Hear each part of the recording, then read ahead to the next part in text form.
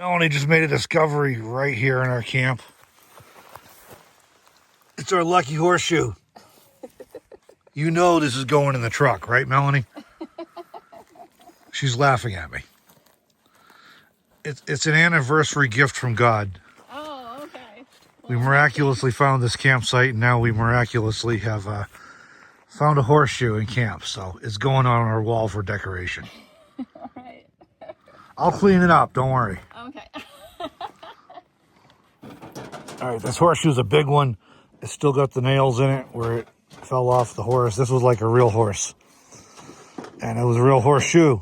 So it's not like some gimmicky touristy thing. This is like legit. So it's going in our truck. Even if it has to go over my bed in my corner. So if it falls off the wall, it only lands on my head.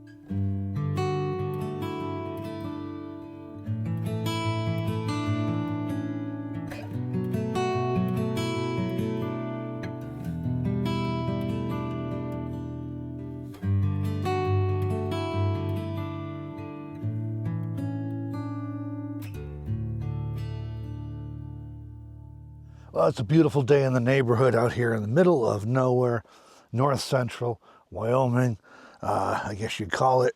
We're not too far from Montana if you go north.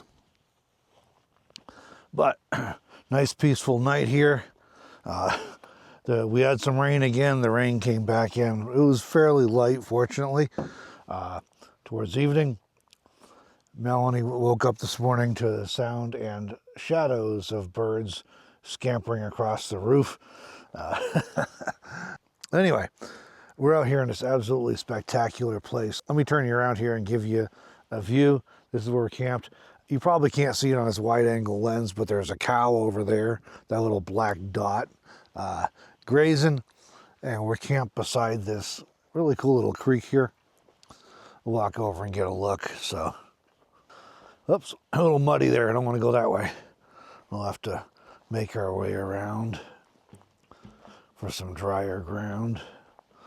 This looks safer. All right, don't want to get all muddy this early in the morning. There's plenty of opportunities to do that as the day goes on. So here's the little creek we're beside. So, and there's that cow over there again, if you can see it, I don't know. And come around, lots of birds, which is really nice. There's our camp. And Melanie pointed out yesterday, we are living in a van down by the river, right beside a bridge. I think she might have said under a bridge too, but that's her story to tell. We'll see if we can get her to tell it later. Anyway, this is our campsite. So nice and quiet and peaceful. Melanie's over there setting up an outdoor camp kitchen because even though we have the truck built to where it's usable now, we do not have the kitchen done. That's one thing that we did not get done. So that'll be one of the next projects after we're back in town again. We'll be getting some kind of a kitchen built in there that'll work better. But for right now, this lovely lady is out here setting up an outdoor kitchen to make us some kind of breakfast. I know not what. Happy anniversary, dear. It's our anniversary today. That's one of the reasons we're out this week.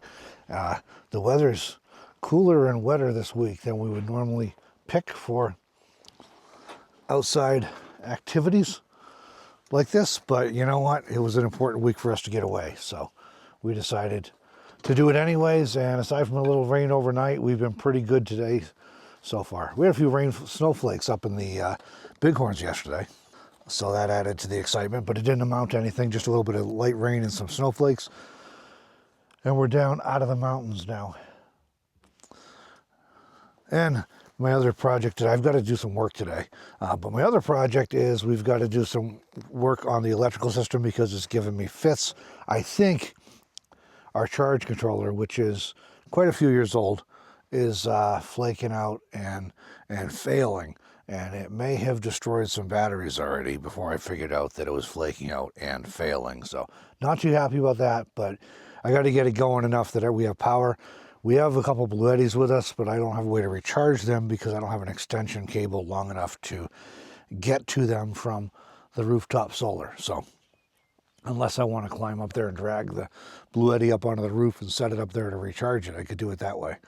But otherwise, we've got to get that figured out and get it working one way or the other today, to even if I have to Frankenstein something together to get us through till we get back to town. Then I'll have some stuff ordered and we'll get things upgraded. So we got our handy stargazer lounger chairs here set up. Melanie found these for $5 a piece down at the thrift store in Pahrump, Nevada this winter. We were hoping to put them to use last night, but we got rained out. And we got a mix this morning, but we're hoping it's going to clear up and we'll be able to maybe do some lay outside and do some stargazing this evening. It's kind of cool in the forecast, like 60s in the day and 40s at night. So we'll see how that goes. Next week gets a lot warmer, but we'll be back in town next week fixing up some stuff on the truck, like installing a kitchen and fixing our electrical system more permanently than what I can do this weekend. But there's our kitchen. There's our lounge chairs, $5 a piece, great deal.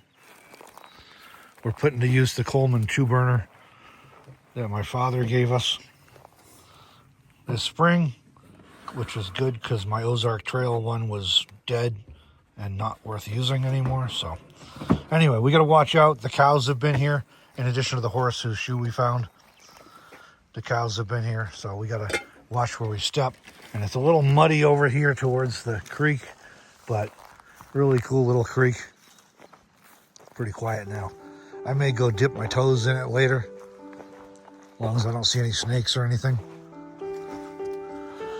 But I might just do it. It's a little muddy. Maybe it'll settle down as the day goes on after.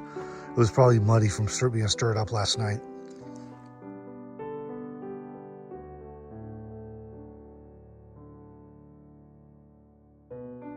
I'm just drinking coffee. Melanie's getting breakfast going here. Got a hunk of bacon grease in there to fry up. Some eggs in, and somewhere hidden. There it is. There it is. We got a bag full of cold bacon. This woman spent a couple hours night before we left, literally cooking up bacon and wrapping it in paper towels and storing it cold. So we were eating bacon while we were driving yesterday, and we don't have to cook bacon this morning. We just are doing some eggs, and we'll have cold bacon. So perfect. Look at those delicious eggs too.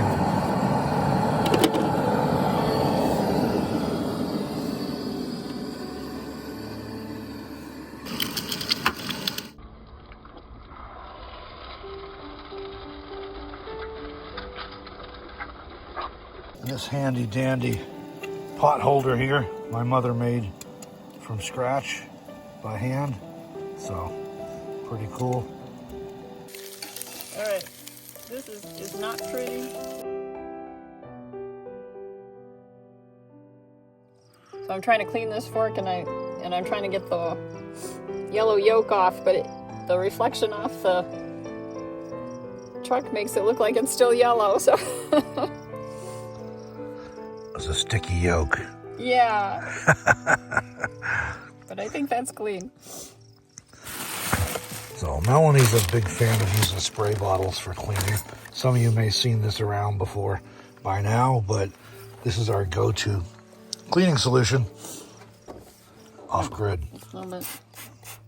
And she's got a mix of vinegar and water in that bottle. And it does a surprisingly good job of cleaning. And the vinegar is kind of it's acidic, so it tends to kill bacteria. Is that right? Yeah. She's my science babe. I don't really understand all this stuff, but I just do what she tells me to do when it comes to that sort of thing. And another fun story about that whole thing, that topic. When I first got my trailer, I was in an RV park in Wyoming, and my oldest granddaughter was over, and she had a snack, and not surprisingly.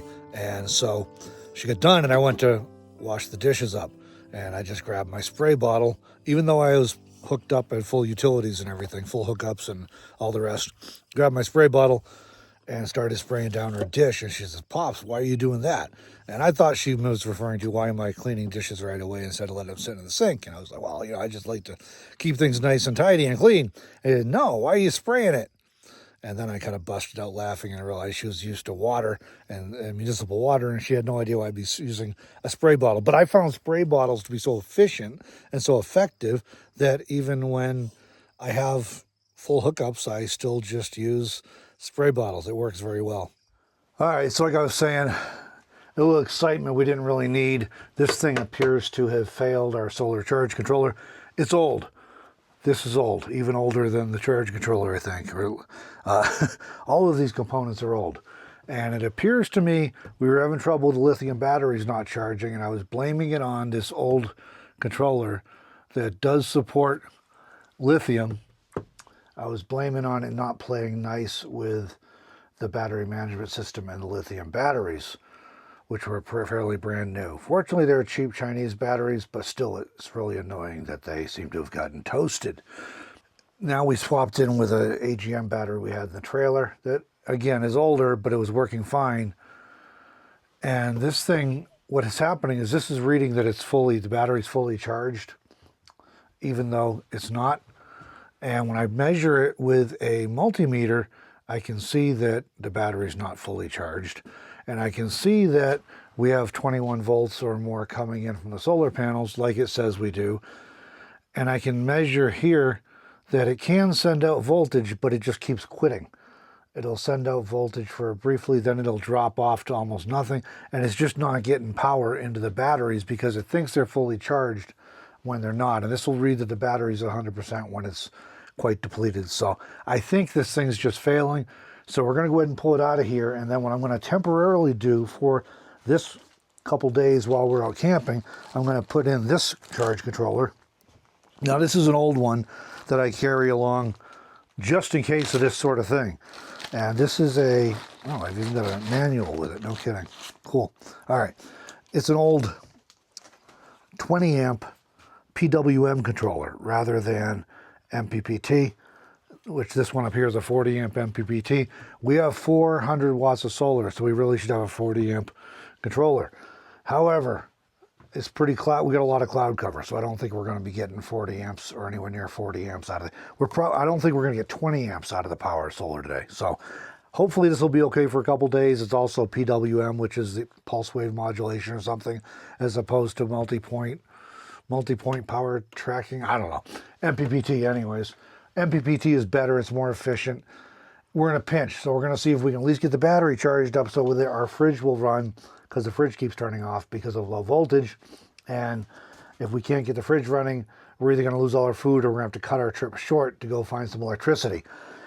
Very temporarily, if this doesn't work, I can Frankenstein something together with the Bluetti to run the fridge, but we have no way to recharge the Bluetti because this is where my solar cables end. I don't have any way. They also don't have MC4s on them, but I have no way to get this to the Bluetti to recharge the Bluetti, which would probably meet all of our power needs anyways. But I had this system, I thought I'd put it in, and it seems like it's about done. And the inverter's not quite working like it should be.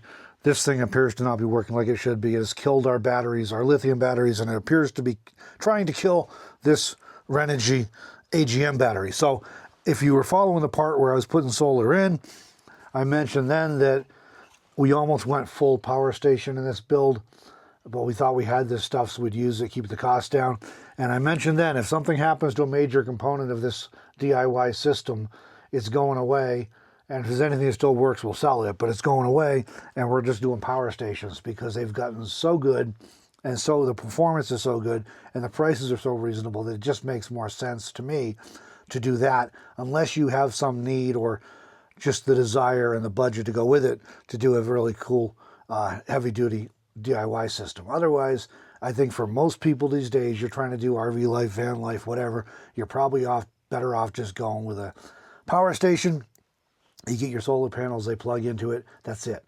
The power station does everything, you don't have to worry about it, and it saves you all this aggravation. And if you don't know how to put your own system together, or if you have to pay somebody to put your system together, it gets expensive. And the components really are going to cost just as much as from a power station anyway. So unless you're trying to, basically the big thing I would say, if you're trying to run like air conditioning on solar, or you're trying to run a full electric kitchen on solar, that's probably the only reason you might want to consider a DIY system. But you can still do that with a power stations because any of the more powerful ones you can add on expansion batteries, but the expansion batteries usually cost as much as the original thing. And some of the power stations now will take 1,200 or even 2,000 watts of solar, which is more than most of us can get on the roof of our vehicles anyways. We actually could get close to that on this roof. We could easily get 1,200. We probably get close to 16. But again, there's a big investment in that, and you have to be able to get all that installed. So I'm going to swap this out, and hopefully this takes care of our problem for a few days. And then when we get back to Gillette, this will probably all be coming out. We'll be doing something else. But for now, we'll do that. And I got work I got to do this few days while we're out here. And we got to get our fridge running. And then we want to go for a walk again because it's absolutely beautiful outside. One of the nicest days we've seen this year in Wyoming. There's been a few that are really nice. This is one of them. So we want to get out and take advantage of it and go explore find some wildflowers and other critters and whatever we can find. Right now, this thing's going out. So I'm going to get at that.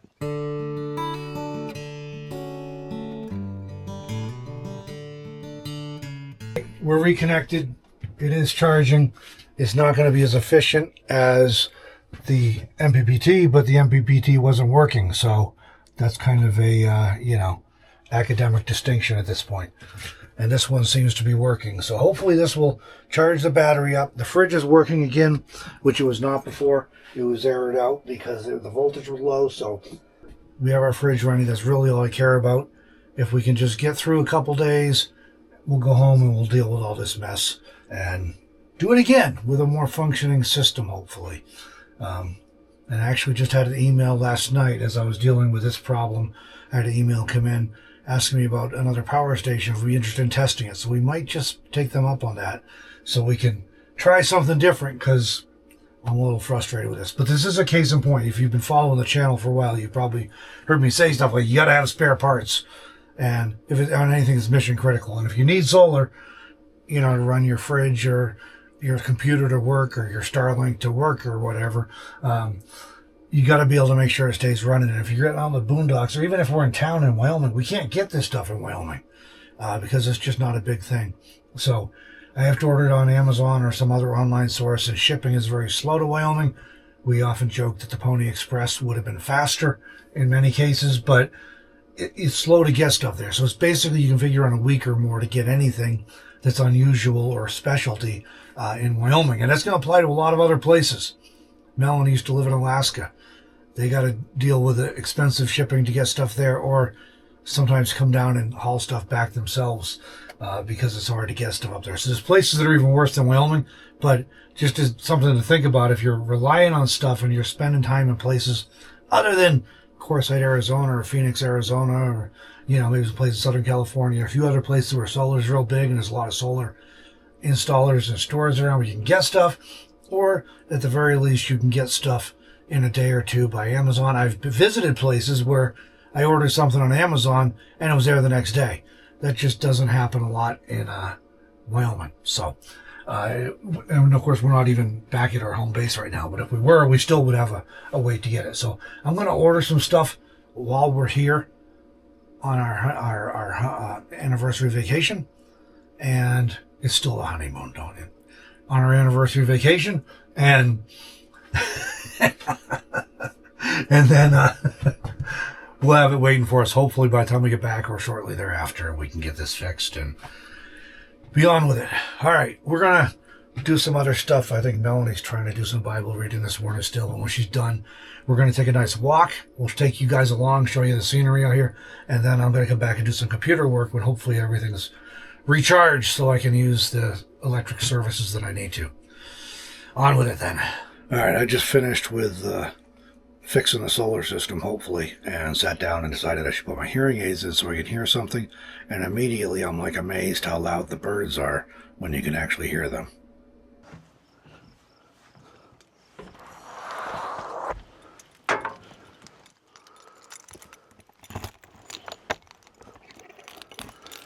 All right, we're gonna head off for a walk because it is a beautiful day in the neighborhood. Even though it's not much of a neighborhood, it's our idea of a good neighborhood. So we're heading off for a walk, and we went down this path last night a little bit, and it intersects with an actual road that splits off from the main road we were on up here somewhere, and it goes out towards the hills out here, and it dead ends according to the map. So there's like no traffic out here, but we're gonna walk back down. And last night we went right and went up that way toward we hit the road again. Today we're going the other way off towards the hills, and we'll see what we can find out there. We have no idea what we're gonna find. We've not been in this exact area before, so it's all an adventure for us too.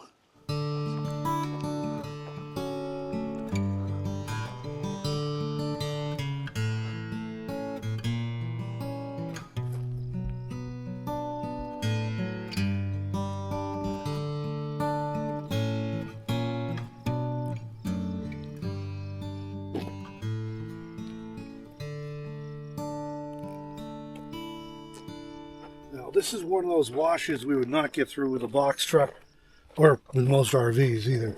It's pretty deep. We could have got the cargo van through there, no problem, I think.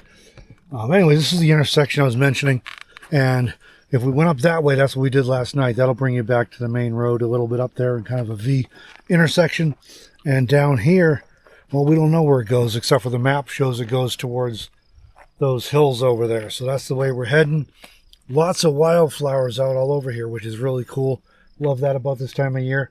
We stopped several times on the way in yesterday to get pictures of wildflowers along the side of the road and stuff, and other things along the side of the road. So we're going to keep going, see what we find out here. I have no idea what we're going to encounter, but we're looking forward to seeing what we can find. Always fun getting out exploring.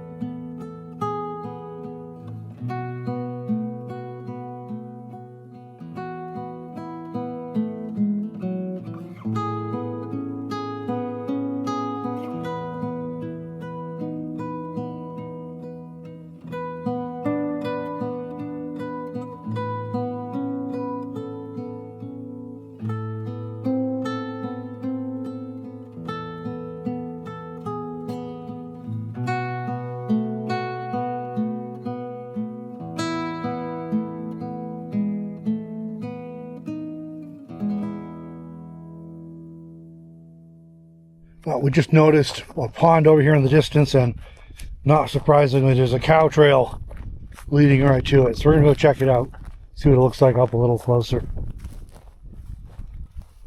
And unfortunately, the microphone does not want to connect to the camera today for some reason, so we may be catching some wind noise. But it's not for lack of effort. We tried multiple times. Yeah. Oh, there's a nice little pond out here. What is that over there, dear? Can you tell what that is over there? I can't. I don't think it's living. It might be a dead Bird. It almost looks to me like a bird on top of a deceased animal. I don't know. All right. Well, I don't know. Lots of wildflowers out here. Some more Indian paintbrush here. This is apparently northwestern Indian paintbrush, which is a They're so pretty. subspecies of Indian paintbrush. I forget what these are. We'll have to look them up again off the top of my head. Daisies, black-rooted daisies. Oh, what, black-rooted or black Black something daisies? Yeah, we'll look them up again and get the name right for you. Get ducks flying off out of the pond there. Well, I'm hoping it's not a carcass, but it's not smelling too good over here. Well, I think it is a carcass. That's always sad to see. We saw skeletal remains of something on the way in yesterday, too. This one's not all the way skeletal yet, but yeah. I would assume that must be a cow, huh? Yeah. Probably a cow. A big cow. But here's the pond anyway. Nice tree on the trees on the shore. It is pretty muddy. The little creek behind our camp is pretty muddy too, because it's been raining a lot, so I guess there's a lot of runoff making their way in. Lots of birds buzzing around. And it looks like this is probably half filled in with cattails during the summer season. They're already starting to shoot up all over the place. Well, we're going to make our way back to camp, I think. I forgot to bring a water bottle with me, and the sun's breaking out and it's getting warm, so might be time to go find some water. Melanie brought some, but not really enough for both of us, because, you know, that's on me. I wasn't thinking, so. I offered him some. She offered me some, but I don't want to drink up hers, so we're going to head back to camp and find some water. And I got some computer work to do today, and we'll keep an eye on that electrical system. Hopefully it's continuing to function properly now that we swapped out that charge controller. But really nice out here, really quiet. Hear some birds and some crickets, and that's about it. Seen a few pronghorn, but it's pretty quiet and pretty isolated, just the way we like things. So we just walked by yet another large anthill, and I commented on there being lots of anthills out here, and my science babe back here suggested I stay away from them because she said they're definitely red ants, but she doesn't know if they're like fire ants or just red ants. I don't have any interest in finding out, to tell you the truth, so I'll stay away from them. All right, we're back from our walk, and it seems like this antique charge controller is working for now. The batteries are charging up, the fridge is working, and I've been carrying this thing around for literally 5 years at least, and my electrical supply equipment box, just in case this happened. And it seems like it's working, so now I'm glad I've been carrying it for 5 years.